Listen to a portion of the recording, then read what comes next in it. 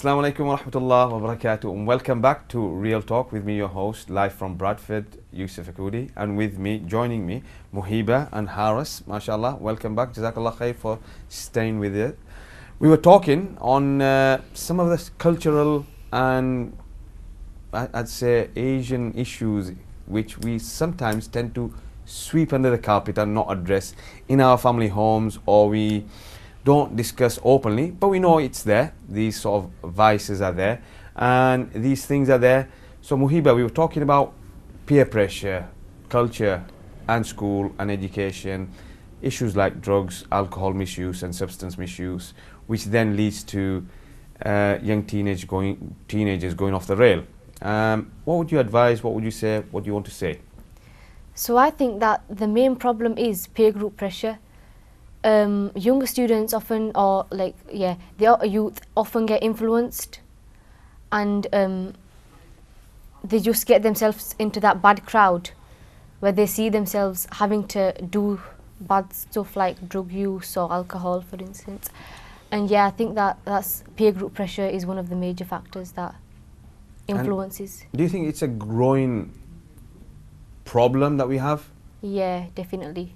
And Haris, what do you advise in terms of solving and addressing and educating?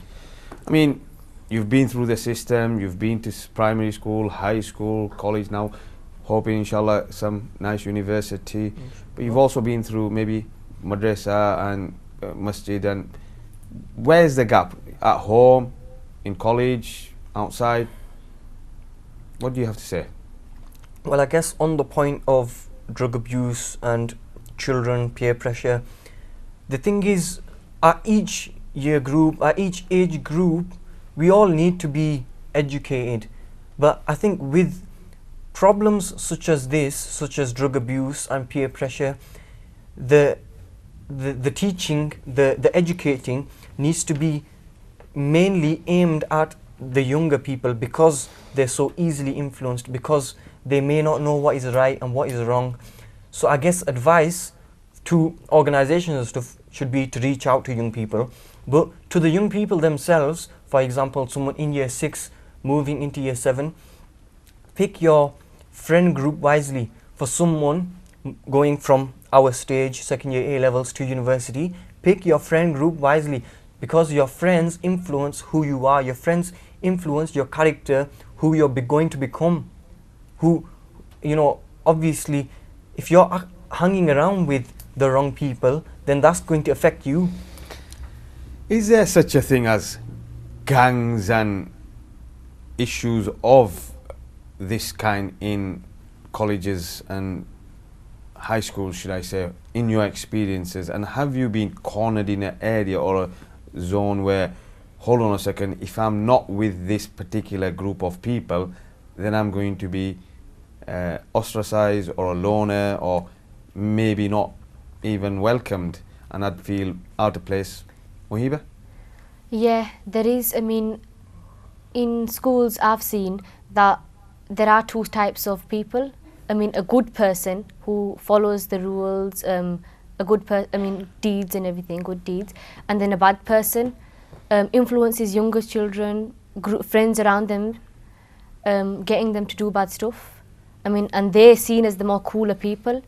And Haris, I'm just going to ask you this question. I mean, what about the catchment area, and in terms of where you're living and what city or what area you're going into school? So maybe you might be going to a predominantly school that has got high rates of crime, unemployment and so on. But you're lucky enough to go to a school outside that area, or vice versa. Is that a big issue, do you think? Well, obviously that is going to be an issue, because as young people we're all tested with different trials. So us, alhamdulillah, we haven't got it that bad. But then there's other young people who've got so much more to deal with in school. I mean, you speak to some elders and they tell you you've got it easy. Back when we were younger, there was so much more racism, not name calling, but obviously I'm saying name calling just to on a bit of a low a level, whereas in reality it was. Now, personally, I don't think that we could cope with what they went through, going into school with people from other races, waiting with weapons and stuff. You hear all these stories and you think, alhamdulillah, we haven't got that. But there are young people, and to them, obviously, patience is the key thing. But you can't solve a problem without addressing it, without acknowledging it, and then taking the action after acknowledgement, the right course of action. So you can't just, obviously you might be in the situation where you might need to physically act back, but then before having to take that physical action, it's better to take that speech. So before being in that situation, talk to someone higher, talk to someone who can help you, maybe a teacher or a member of staff or something. So I mean, you talked about overt and covert sort of forms of racism and prejudice and etc. as somebody talking to you back in the day. However, currently those challenges are not there for you in terms of overt and covert racism and prejudice. You've got other challenges as such, and you've got a career path, maybe extreme pressures of results, maybe extreme pressures of succeeding and results based sort of targets and achievements. But what is the biggest challenge you're facing right now in terms of your life as a student, as a teenager? Haris, you first. Me personally, and for many other people across the country at this age, in this situation, is management of your time, and for many people, emotions as well. If you get your emotions in check, then that puts you in the right shoes to manage your time. So obviously, being students, we've got a ton of work to do. We've got a lot of exam papers, practice questions, content to cover in a quite short time. So we need to manage our time based around our personal and home priorities, because we've got priorities on either side. So you need to manage your time wisely, and obviously you don't always stick to that timetable. So you need to be able to think on your feet as well. Okay, this has come up. How do I fit this into my schedule?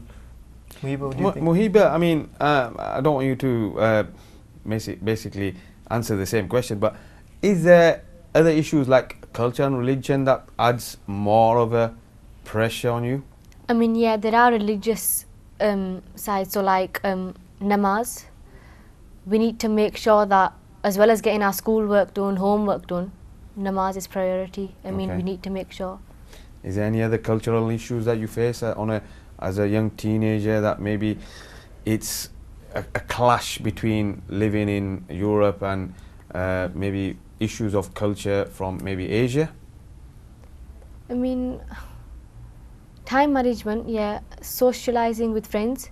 I mean, we need to keep it balanced. We need to have a bit of a social life in order for us to keep going, and as well as time management of schoolwork. And yeah, Actually, you're both well doing, achieving young teenagers, students, and doing your A-levels, A-stars and everything else. MashaAllah, Allah bless you and make you successful in your future endeavors and university places. But as well as doing all this, do you feel like you could do more for society and teenagers, or your elders, or the communications from masjids, schools, madrasas, universities could be better? What would you improve if you had a magic wand, Haris?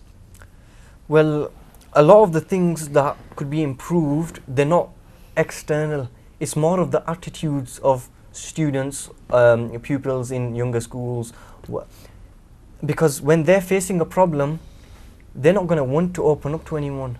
So how are you going to change that? So I guess with a magic wand or whatever, the key thing is changing attitudes, making young people feel like they can reach out to someone and reach out to the right people so that they can take the right action to deal with those problems. And finally, you, Muhiba? I'd say bringing awareness of any problems. So I mean, if you keep anything hidden, and like, or if there's something bad going on and you like just keep it to the side, it's not good. You need to make sure that everyone is aware of what's going on, the bad things, so they can be solved. Right. Yeah. So do you think our society and community, I'm not just saying Asians, but in general in Europe or in UK or living in West Yorkshire or wherever you are, is there a clear line of communication, or do we tend to sweep things underneath the carpet? I mean, there are, culturally speaking, there are people do tend to like not talk about big issues, and I mean, if we do, it's like a big taboo. Right, okay. And finally, Haris, yourself, what would you say to those young teenagers who have been caught up in such scenarios, or they feel that there's no avenue or outlet out there for them? I mean, you talked about, you know, time management, you talked about the onus on carrying the burden on your own shoulders, but sometimes everybody's not so lucky with the support structure you two have had. They've maybe from broken homes or not had good upbringings, or maybe educational level attainments are not so high, and they've struggled. And then you've got these statistics in front of you which say that, you know, mental health increase in young people, number of homelessness, crime increase in youth. What would you have to say to that? I guess obviously at this age, with, you know, hormones and workload and prioritization of you know, your schedule and tasks, it does take a toll on a young person's mind, and it's all about how you deal with it. Like you said, there's students, teens who have been burdened with more than others, so to them, I guess, do what you can. So reach out to those who you can, make as much dua as you can, maintain your faith in Allah, because at the end of the day, Allah is the one who's testing you with those problems so that you can come out a better person, or, you know, prove yourself to be a good Muslim. I mean, obviously the greatest rewards are to those who face the greatest trials. So keep that at the back of your minds. Know that no matter what these problems are, at the end of the day, you know, you have to keep your faith in Allah. You have to know that, you know, Allah is with you. So you can't lose hope. That's the main thing. Hansa? Oh, Muhiba, sorry. Muhiba, what do you have to say to what? I mean, you may differ. You may think that there is no outlet there for you. And especially you being a young Muslim girl, mashallah, and you may think that there's too much out there for men or young boys, and not enough being done for girls. I mean, I think getting your point across is quite important for young girls, and perseverance as well. You should keep going on, never give up. I mean, no matter what situation you're in, never give up, yeah. Keep going on. Okay. I'm going to ask you something maybe in terms of culture and religion aside. We tend to have these hopes and aspirations, and we see a lot of young people aspiring and doing good and attaining A stars, A's and everything else. With what's going on in Europe, the Middle East, America, the politics, not to say that I'm expecting you to be experts in politics and policy and international issues, but you as a young Muslim, what do you feel, or what do you want to achieve, and how do you want to change things around you in maybe England, UK, Yorkshire, and stability, work, life? Haris? I guess obviously on a personal level, get your grades, go to university, inshallah, get a good job, be successful. But then on a societal basis, this issue of addressing problems and stuff, I guess that could be something to work on. So for example, you know, on platforms such as this, addressing these issues and taking the time out to help those who have been burdened with more than what you have been burdened with. So, for example, maybe going to a youth center, talking to some children, giving them to some advice, or maybe going to a school and giving a speech to young people who are experiencing the transition between primary and upper school, to just ease them into it and make them not feel out of place, or make them not feel overburdened. So I guess that's the big thing that we could do. Muhiba, what do you have to say? What I've just asked Haris. Yeah, exactly what Haras said. Okay, I mean, you don't want to say anything different in terms of that? Or I was going to ask you, maybe you'd feel that the influx of refugees coming in, which Haris talked about, and you see those that are less fortunate than you, that are maybe overburdened, misplaced, displaced, should I say, in terms of the crisis going on currently everywhere around the world. And do you encourage, do you have these kind of, are you part of any union, student union, and do you encourage or go out and do something, give something back? Inshallah, in the future I would like to, but there are many organizations out there that are helping these people, making sure their problems are dealt with, giving them the opportunity to achieve something. Okay. Haris? Yeah, and you don't have to change the world like that. Start off small, do what you can.